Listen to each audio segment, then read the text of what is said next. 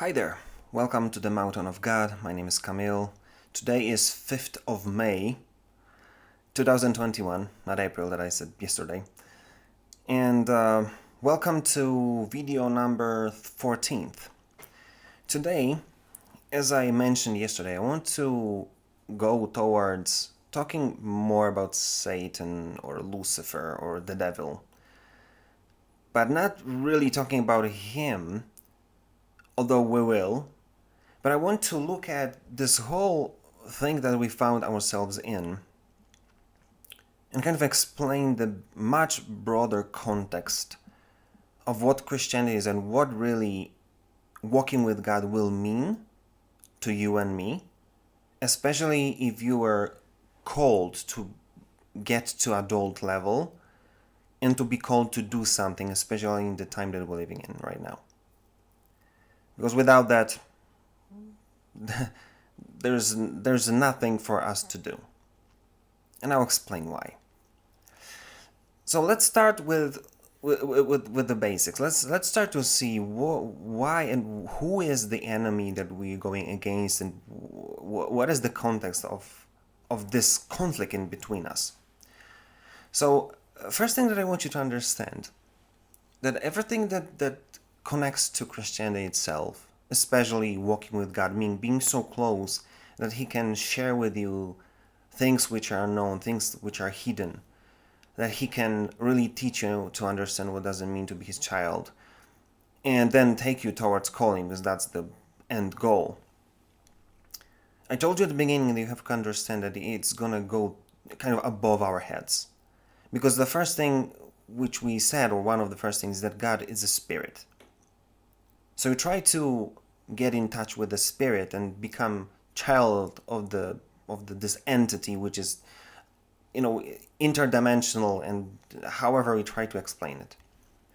And when you look at Lucifer or Satan himself, and you look at what is said about him in the Bible, that's the same kind of story. Because it says that he was basically an angel put in the presence of God, and he was one of the major, like archangels, who was basically covering the throne of God. And there are some texts and some Bible teachers say that there are some fragments which may push us towards getting conclusions that he might be also a leader of worship in heaven. So he wasn't just like some angel just, walking around heaven and just, cleaning the floors. No, he was one of the major angels in heaven, being directly in God's presence. And story goes that one day he thought that, I might be. I want to. There's pride in him that pushed him towards thinking that he might be as God, that he might kind of sit on the throne of the Almighty, which was basically, thought about overtaking the kingdom of God. And the most fascinating thing happened, that he was basically kicked out of heaven. Just right there, right then. One of the subjects, which might be subject of its own, but it's going to be so theological that it's going to be a speculation to, I don't know how high degree, why it was even possible that someone who was in God's presence, that he even thought about this kind of possibility. But as I said, this is some crazy idea, but maybe you would like to go and uncover it a little bit or think about it. But anyway, it just shows you how powerful being he is. How much over our head, how much above our pay grade this creature is. How much powerful. So, this is the first thing. I want you to understand that this entity is in no comparison to us. And not only he was in God's presence for he only knows how long, because in heaven you don't count time.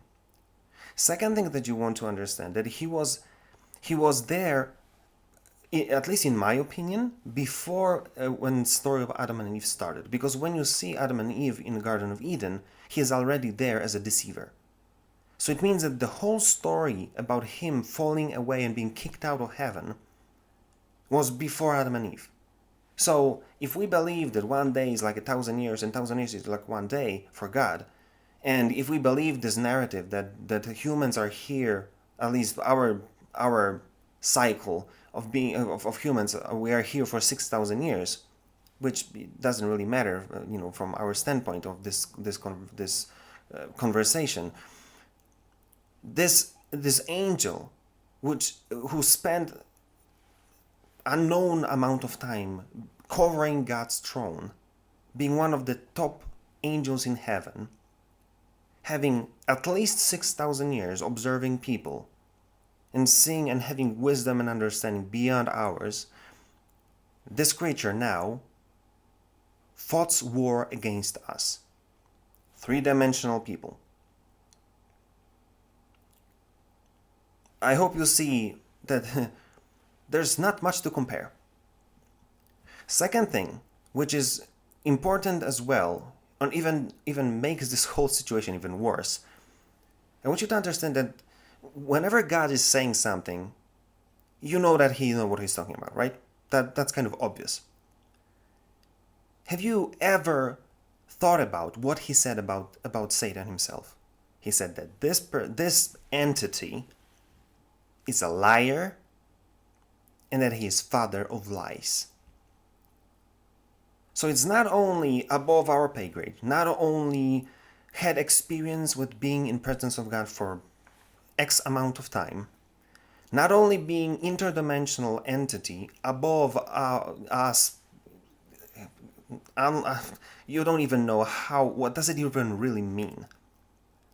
But he is liar and he is father of lies, which means that if someone is a father, he's on the top of the food chain, right? That is the whole idea why I use this kind of phrase. So it means there's no one better in lying than he is. And again, he's going against us. And the fact that God said something like this about him kind of explains why his idea wasn't his only. It wasn't idea that only kind of made him going against God, so to speak. But he was able to get 1/3 of angels to follow him. And that's why him and one third of angels were kicked out of heaven. So that shows you how smart and how unpredictable from our perspective and how unmatched conflict it is with this creature. So again, no matter how you look at this entity, we're toast. There's nothing we can do.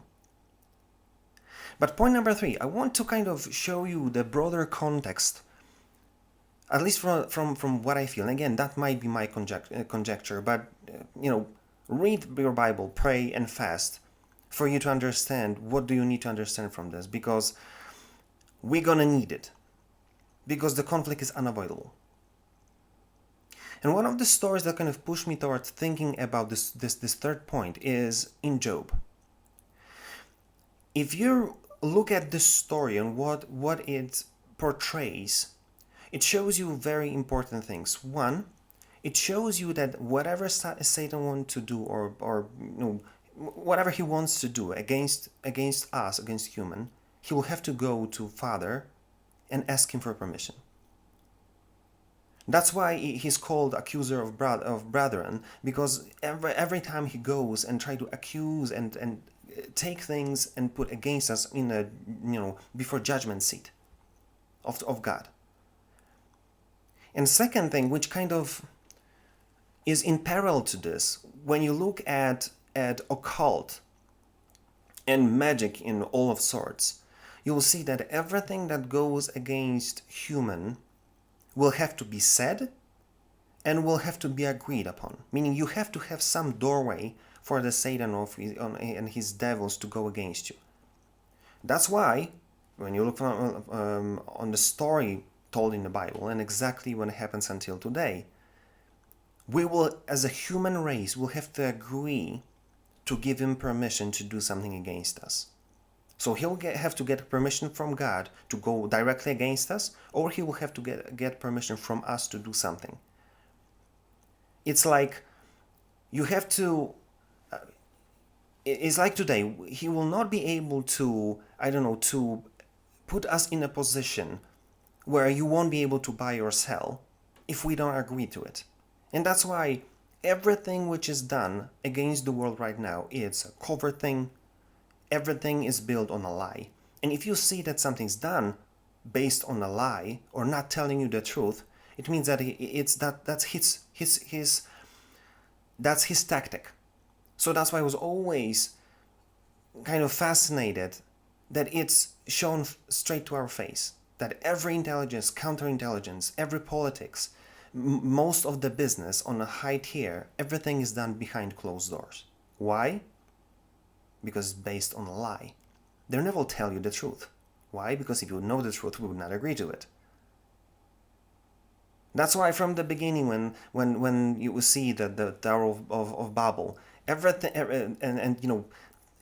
as Jesus said, that everything at the end will be as during the time of Noah.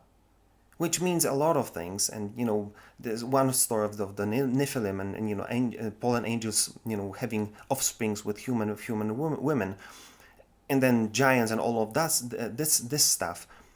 But then the other thing is that everything that had happened over there is going to happen today, and what happened over there is people basically murdering their children for the Molochs and another gods. That's the story of Old Testament.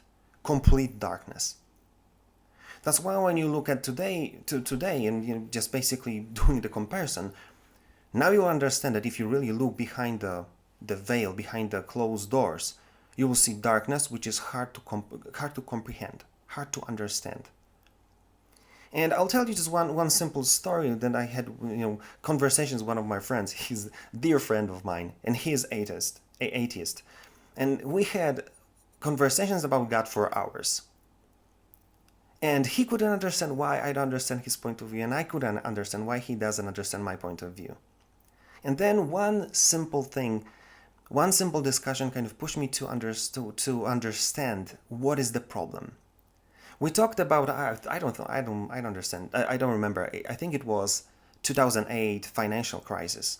And I basically told them, listen, if you think that people who created this whole thing, they didn't know, they didn't figure it out that it is going to happen, you're blind. Because it was all planned to achieve another goal in their chronology of plans. And when I sent him a few links, few videos, and some articles to show him the whole context, he said one very important thing that kind of explained it all. And this explained not only why he as an atheist, he could understand what's going on. And the same thing happens with Christians, a lot of them at least for now. He said that he couldn't believe that there might be a malevolence at that level to hurt that amount of people. And I told him, listen, have you ever had a situation in your life that you met or experienced yourself evil beyond your comprehension? And he said no. And then I said, I got this. I understand. So then we're going to have to come back to that subject when you'll do.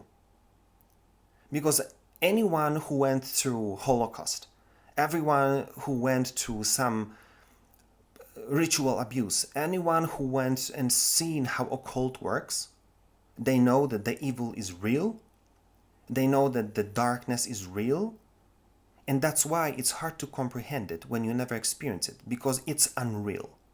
Because the evil is beyond our heads, beyond our comprehension, beyond our pay grade, because it's done on a spiritual level. And we're just humans on this three-dimensional plane locked by time. That's why we cannot understand. And that's why, if you understand this truth, you understand that whatever is happening today, it's going to be dark and it's going to be impossible to understand, impossible to comprehend, because it's done by the darkness on a spiritual level. And interesting enough, the second thing that the Job story shows, not only that the devil has to ask God for permission, and that's why this whole mess that we found ourselves in our today's world, which is basically going down really fast. But second thing, which starts the positive side of this whole story, is that if you look at the discussions in between Satan and God, you'll see that God never went against God himself. Meaning, at least, correct me if I'm wrong, but I never found any text in the Bible, including history of Job, that devil kind of even tried to convince himself that he is able to conquer God. That's why he's coming and he's asking for permission. So that's a fascinating thing to observe, because it shows that this whole concept of war in between darkness and light is a lie. Because if you see in Hollywood, in computer games, there's more and more movies and games which are trying to say that the war is 50-50, and there is a chance that devil will conquer heavens. But if you look what is written, devil is a creation of God, and he's never, and he'll never will, be able to do anything against God himself. It's just never going to happen. That's why from a God's perspective, this is a conflict, but not in between him and devil. Devil has nothing on God. And I want you to understand, God will, he won already from a time perspective, but he won because devil is a creation. He's not capable of going against God. That's a done deal. That's why if you believe God, you're on a winning side, and there is no chance that it's not going to work. And devil knows about it. That's why he, as a father of lies, try to persuade everyone that there is a chance, that he is this Prometheus, this one who tries to free humanity from this terrible God, which is a lie. And he's good at it, so that's why many people believe him. But so first of all, Satan has nothing against God, and this war is lost for him. Second thing that you need to understand, that if that's true, that this whole conflict, this whole thing that happened between God and devil, and the kicking out of him and his angels out of heaven happened before time, then if you look, the creation of Adam and Eve was on purpose. That was purpose idea to create creatures, meaning human beings, which are lower than angels. Because if you look at the history of Job, it kind of, and that's my conjecture, and that's how I understand, but it explains a lot. It looks like God created human as creatures below angels to prove whole spiritual realm that he can win with devil, even when he's using creatures which are so low that it's uncomparable to the powers of fallen angels. That's why he allowed devil to go against Job, because God knew that Job will be faithful, and he will show not only the devil but whole spiritual realm that he can win it using cockroaches in comparison to power and the wisdom of Satan. The same thing happens with Jesus. Jesus, you've got to understand, if Satan has nothing against God, and he won't be able to win. God could just, snap his fingers and destroy everything which goes against him. And the story would end in a blink of an eye. But God goes so far in this story that he sends Jesus. Jesus becomes a human. He's perfect, he's killed, and he was resurrected to basically bring this whole story back to the beginning, when God gave authority to Adam and Eve to take control over their earth. And now this proto-evangelion, which we talked about yesterday, which basically said that seed of a woman will crush the head of seed of a serpent, which basically means that God will use humans, which are below Satan and his army, to win the battle. And that's why I wanted to talk about this whole thing right now, when we are in adult part of this whole chronology of the videos that I've recorded. Because if you're one of those people who are called to be mature, to be adult, you'll have to understand what kind of game we're playing, what kind of thing we're invited to be a part of. So first of all, you've got to understand that this is not a fair fight. From a logical standpoint, we're fighting spiritual entities. As Paul says, we are fighting not only demons, but we're fighting principalities and powers. Tremendous archangels in a spiritual realm that we don't even understand.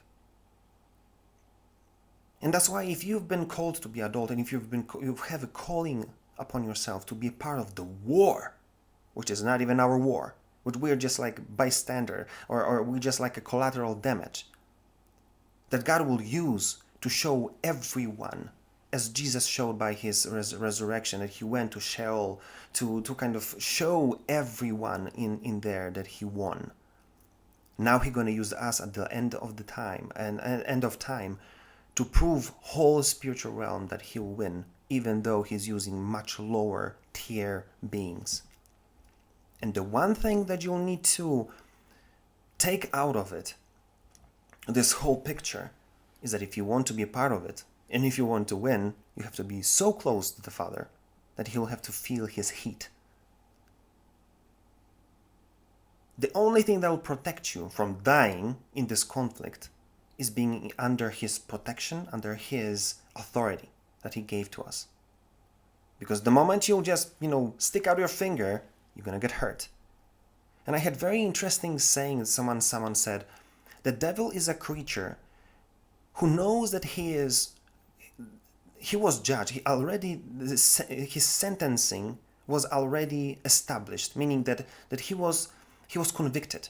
Now he's just waiting for the time for him to being basically put. The sentencing will be acted upon. I don't know how I'm supposed to say it, but his judgment is awaiting, and that's why he knows that only one thing that he can do is to do what military people call Samson option, which is basically, if you know that you cannot do anything, that you're not going to survive, you try to take as much armies of your enemies with you to the grave. Which basically the perfect situation is if you see the atomic warheads flying into your country, and you know that you're not going to survive, you just send everything you have against your enemy to kill as much as you can on their side as well.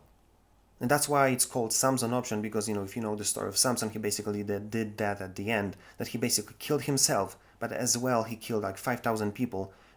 Which was more than he killed in his days of being a judge.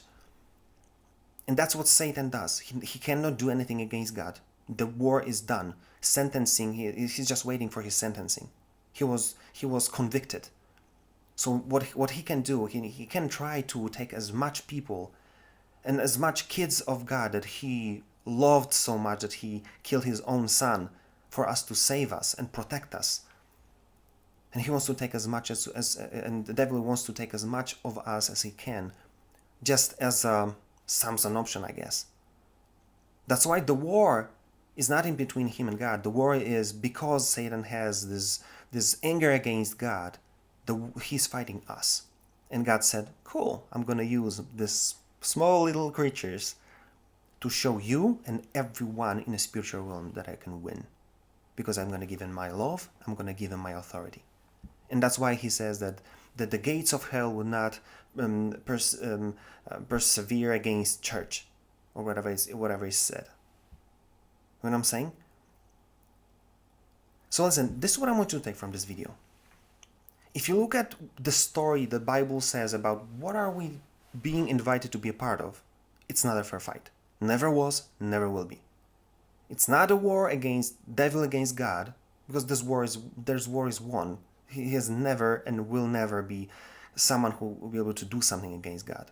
But because he knows that his time is up and he's going to be sentenced, he tries to do the Samson option against us, and God will use us to sentence him, basically.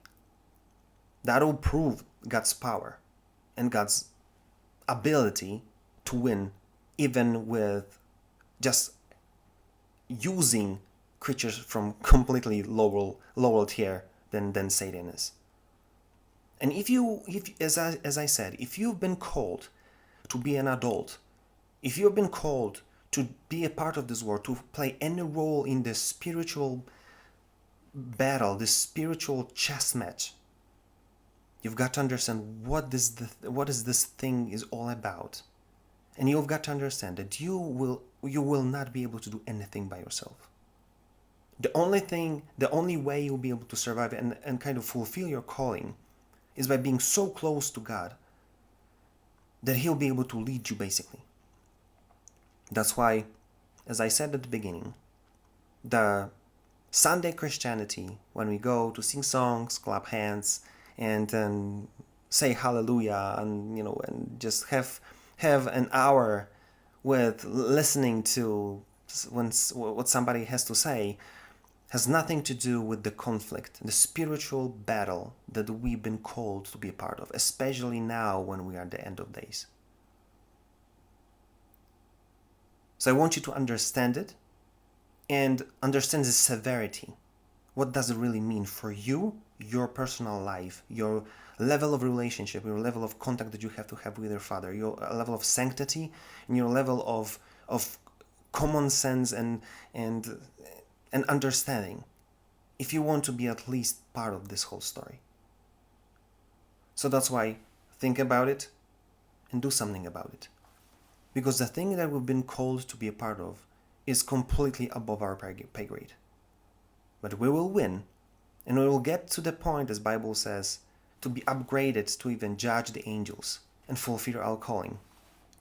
But it will happen only if you'll be really, really close to your Father. If you like this video, like, share, comment. If you didn't, comment as well. Tell me what you think, what is your experience. And if there's anything you want me to talk about, just give me a shout and I'll be glad to talk about it for you. And that being said, see you tomorrow.